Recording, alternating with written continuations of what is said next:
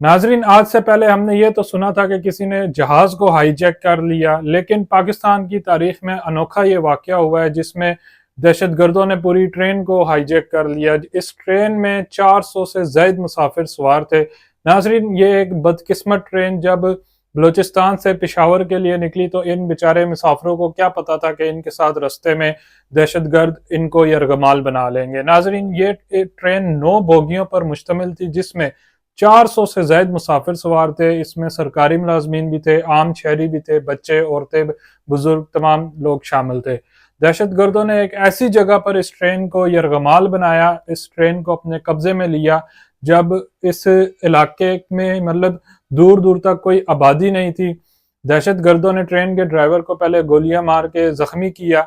जब ड्राइवर जख्मी हो गया तो जारी बात है ट्रेन वहां पर रुक गई और इस तरह से दहशतगर्दों ने उस ट्रेन को यरगमाल बना लिया।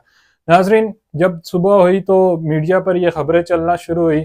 जब मैंने ये खबर देखी तो मेरा जहन इस चीज़ को एक्सेप्ट नहीं कर रहा था कि मतलब कि एक ट्रेन को अगवा कर लिया, एक ट्रेन को यरगमाल बना लिया। और फिर मैंने जब फिगर देखे कि इस ट्रेन में लोग कितने सफ़र कर रहे हैं तो वो जब फिगर देखे 400 से ज़्यादा इब्तदाई तौर पर फिगर आए, कुछ कुछ मीडिया हाउसेज ने उसको 500 भी रिपोर्ट हुए। तो जब मैंने ये फिगर देखे तो मेरा जहन इस चीज़ को एक्सेप्ट ही नहीं कर रहा था कि मतलब कि ये इतने ज़्यादा, इतना बड़ा फिगर है। 400 बहुत ज़्यादा लोग होते हैं।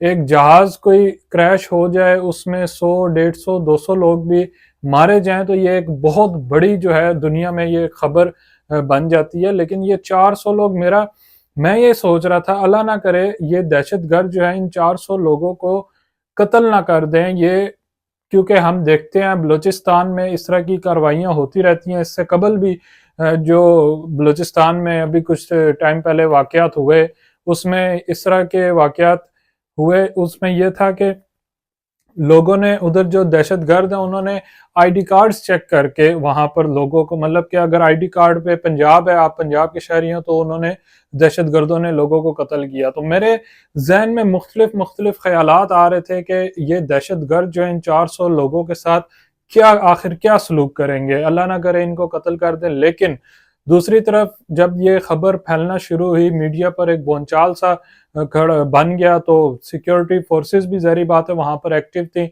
सिक्योरिटी फोर्सेस ने पूरे इलाके को घेरे में लिया और सिक्योरिटी क्लियरेंस का ये ऑपरेशन शुरू किया गया पाक फौज की जानिब से। तो रात गए तक ये ऑपरेशन जारी रहा, तकरीबन 12 घंटे तक दहशतगर्दों ने इस ट्रेन को यरगमाल बनाए रखा और फिर सिक्योरिटी का जो क्लियरेंस ऑपरेशन है वो भी जारी रहा।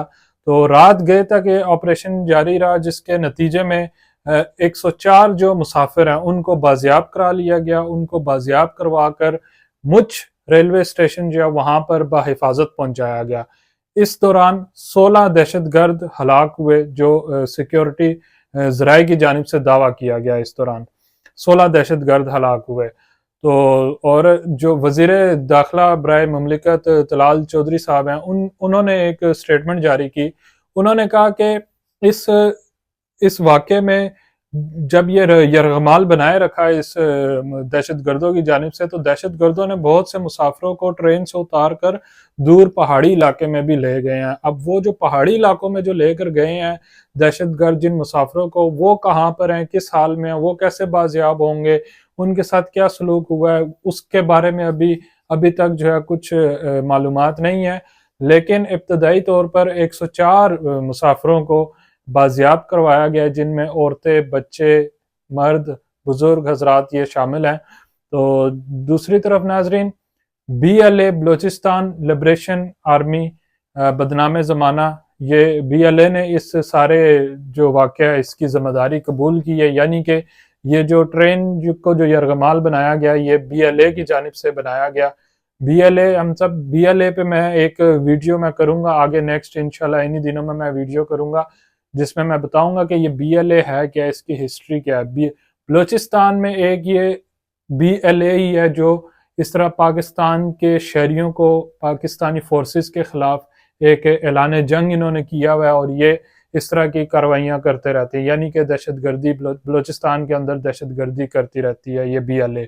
और इस BLA को हिंदुस्तान की तरफ से फंडिंग है और भी जो इस तरह एजेंसीज हैं जो मुल्क दुश्मन جو پاکستان کے مخالف ہیں ان کی طرف سے بی ایل اے کو فنڈنگ ہوتی ہے، اور یہ بی ایل اے ایک بڑے پیمانے پر بلوچستان کے اندر پاکستان کے خلاف ایک اعلان جنگ کیے ہوئے ہیں، اور ان کا جو مین جو ہدف ہوتا ہے وہ ہماری سیکیورٹی فورسز ہوتی ہے۔ ابھی بھی جو یہ جو ٹرین کو یرغمال بنایا گیا، اس میں جو زیادہ تر جو یرغمالی ان جو دہشت گردوں نے جو زیادہ تر لوگوں کو جو یرغمال بنایا، ان میں سرکاری ملازمین، یعنی کہ ان کا تعلق سیکیورٹی فورسز کے اداروں سے تھا، ان کو زیادہ یرغمال بنایا گیا۔ یعنی کہ اس بات کا مطلب یہ ہے کہ بی ایل اے نے ڈائریکٹ حملہ ہماری فورسز پر کیا، تو خیر فورسز کی بروقت کارروائیوں کی وجہ سے اس پورے علاقے کو حراست میں لیا گیا، پورے علاقے کا کنٹرول سنبھالا گیا سیکیورٹی فورسز کی جانب سے،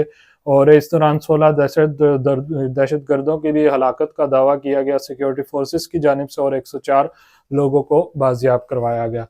تو ناظرین، یہ جب میڈیا پر یہ خبریں چلنا، ابھی بھی جب میں یہ ویڈیو ریکارڈ کر رہا ہوں تو ابھی بھی آپریشن جاری ہے، ابھی مزید اس میں جو ہے چیزیں سامنے آئیں گی، اور مزید ابھی اس میں یعنی کہ ابھی 400 لوگوں میں سے صرف 102 لوگ جو ہیں وہ ان کی بازیابی عمل میں آئی ہے، باقی اتنے لوگ کدھر ہیں ابھی ان کا کچھ پتہ نہیں ہے کہ ان کے ساتھ کیا سلوک کیا جا رہا ہے۔ تو ناظرین، اللہ ہمارے ملک پر رحم کرے، اللہ ہمارے ملک کو اپنے حفظ و ایمان میں رکھے۔ رمضان کا ببرکت مہینہ، اور بلوچستان کے حالات جب اس طرح سے ہوتے ہیں تو یقیناً دکھ ہوتا ہے، ظاہری بات ہے۔ بلوچستان بڑا خوبصورت علاقہ ہے، بہت ہی وہاں پر قدرتی وسائل ہیں بلوچستان کے اندر، کوئی بھی نہیں چاہتا کہ اس کے ملک میں دہشت گردی ہو۔ پاکستان نے بڑا ایک طویل عرصہ جو ہے دہشت گردی میں دیکھا ہے، اور بڑا ہمیں نقصان اٹھانا پڑا ہے اس دہشت گردی کی وجہ سے۔ تو اب یہ کیونکہ بلوچستان میں اس طرح کے واقعات ہوتے رہتے ہیں، تو اللہ ہمارے ملک کو اس دہشت گردی کی لعنت سے چھٹکارا حاصل عطا فرمایا۔ تو دوسری جانب ناظرین، پاکستان کے تقریباً تمام سیاستدانوں نے بھی اس واقعے کی بڑی شدید الفاظ میں مذمت کی ہے، اور بحیثیت پاکستانی شہری کے مجھے بھی بڑا افسوس ہے اس چیز کا کہ بلوچستان ایک اتنا پیارا خطہ ہے، اور وہاں پر اس طرح کے واقعات نہیں ہونے چاہیے۔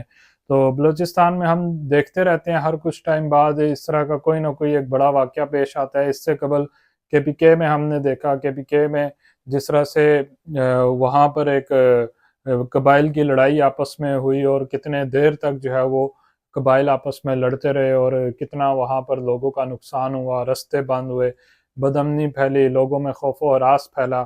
ہر کچھ ٹائم بعد کبھی کے پی کے میں ہم دیکھتے ہیں کچھ نہ کچھ اس طرح کا مس ہیپ ہو جاتا ہے، کبھی بلوچستان میں کوئی نہ کوئی مس ہیپ ہو جاتا ہے۔